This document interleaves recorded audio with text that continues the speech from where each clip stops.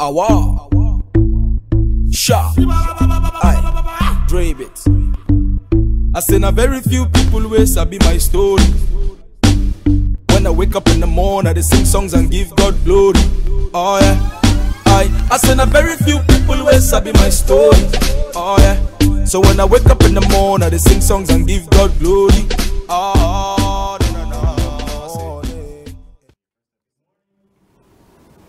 Good afternoon, good evening. My name is Marcus Dumas, and I want to welcome you to the next series of The Greater Degree. The purpose of this series is to aspire to inspire both young men and young women. A little bit about myself. Currently, I'm a professor at the Georgia Perimeter College in Decatur, Georgia. I've attended many different schools, and throughout this series, you'll actually learn about the different schools that I attended. So, a little bit about myself. My father was in the military. I'm a military brat by nature. I spent half of my time overseas in Germany. The other time was spent between South Carolina, where I was born, Colorado, and then Georgia. So when it was time for my father to retire, it was time for me to start thinking about what is it that I wanted to do when I grew up. So the only thing I really could think about was that I wanted to practice medicine, pediatrics in that instant, because I had a love for young people, but also because I'm an only child. So I've learned a lot throughout my stages of wanting to become a physician. So I want everybody to sit back, relax, and enjoy as I give you a little bit about who I am as a person, where I've come from, where I am right now, and where I plan to be in the future.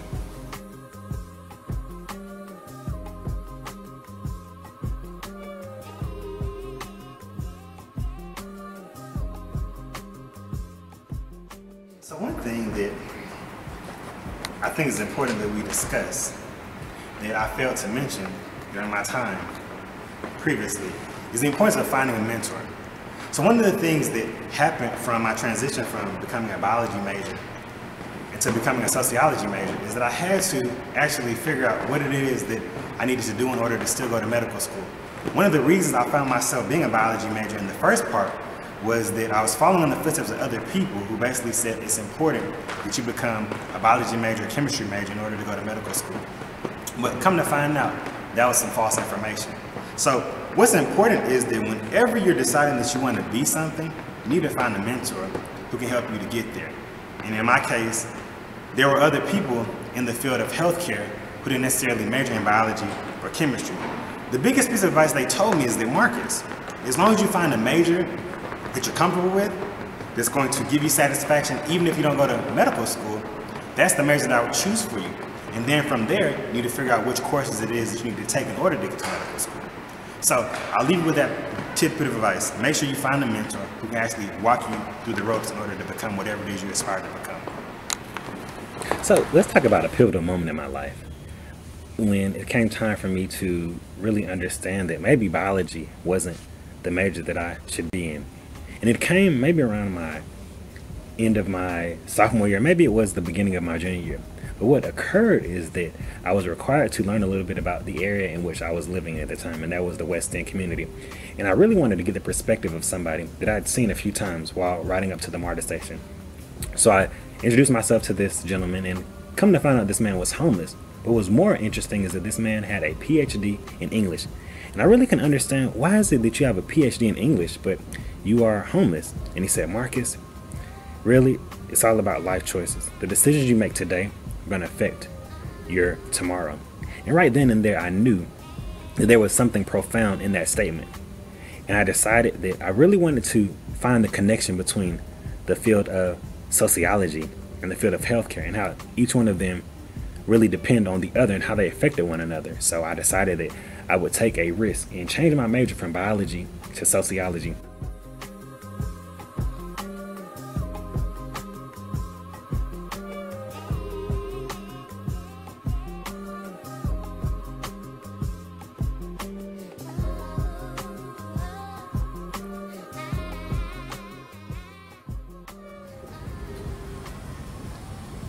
So now I really want to take some time to give you more about who I am as a person, some of the things that I really want to do. And actually, interesting enough, we're at my home for where I received my second degree, my Master of Public Health at the Morehouse School of Medicine. So earlier we talked about I really wanted to become a pediatrician, but it wasn't until I came here to this institution that I learned a little bit more about the field of public health and what my true desire was. So one of the things that actually occurred is that I was able to learn more about some of the issues that were going on with adolescents, those that live in underserved communities. And that's where this whole thought of developing my own community health center occurred. And one thing that I learned here at the School of Medicine is it's important to serve the underserved, what I like to call doing good in the hood. So one thing I want you all to understand is the importance of giving back. That's one thing that I learned at both here at the School of Medicine and at Morehouse College. Just because you climb the ladders and you go to high areas, it's important to look back to those who are below you, who need a little bit of help to get back up. So I'll leave you with that tidbit of information to make sure whatever you do in life, that you're giving back to those who are not as fortunate as you are.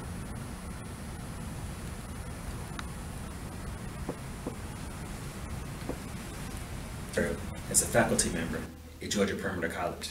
So sometimes people ask me, well, what is it that it takes to be successful in high school, college, or graduate school? And I think and I say, well, one thing that's going to be important is that you always make sure that you're not afraid to ask for help. And I spoke about that already. We talked about the importance of knowing what you want to do in life to be able to create a path or blaze a path for yourself.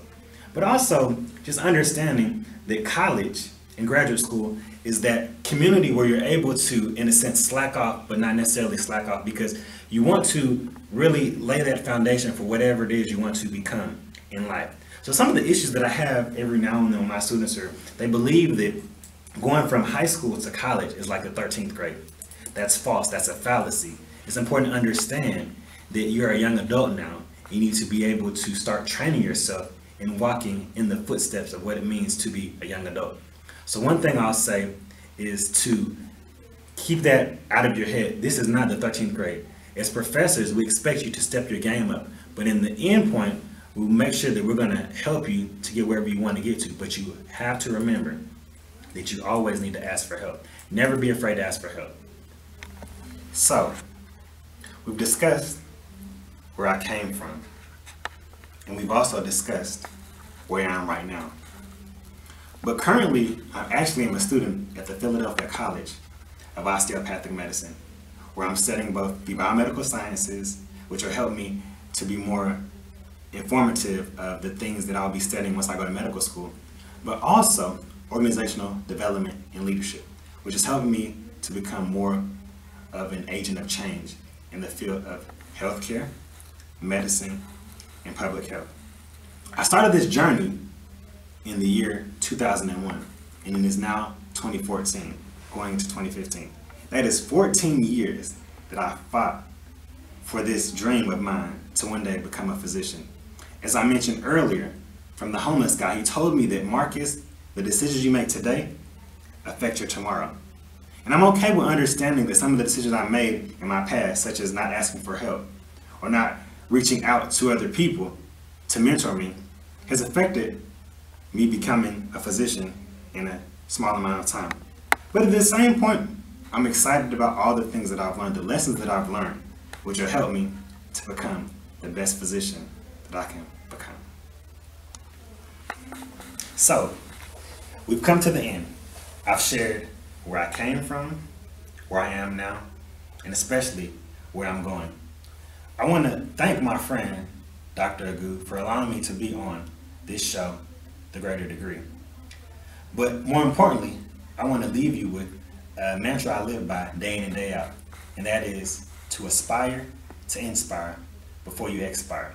And what I mean by that is never forget where you came from, and by doing that, it's always important to give back to those who are coming behind you. I know the road might seem rough, but keep in mind that many have done it before you, many are going to do it after you. So why not join the caravan and do it with them? So I want to say, I wish you nothing but the best. And remember, in all things you do, strive to do it so well that no man living, no man dead, and no man yet to be born can do it better. God bless. Don't quit. When things go wrong, as they sometimes will, when the road you're trudging seems all uphill, when the funds are low and the debts are high, and you want to smile, but you have to sigh, when your care is pressing you down a bit, rest if you must, but don't you quit. Life is queer with its twists and turns, as every one of us sometimes learns, and many a failure turns about when he might have won had he stuck it out. Don't give up, though the pace seems slow. You might succeed with another blow. Often the goal is nearer than it seems to a faint and faltering man. Often the struggler has given up when he might have captured the victor's cup. And he learned too late when the night slipped down how close he was to the golden crown. Success is failure turned inside out, the silver tint of the cloud of doubt. And you never can tell how close you are. It may be near when it seems so far. So stick to the fight when your heart is hit. It's when things seem worse that you mustn't quit. I say now very few people will sabi my story. When I wake up in the morning, I sing songs and give God glory. Oh yeah, I say now very few people will sabi my story. Oh yeah, so when I wake up in the morning, I sing songs and give God glory.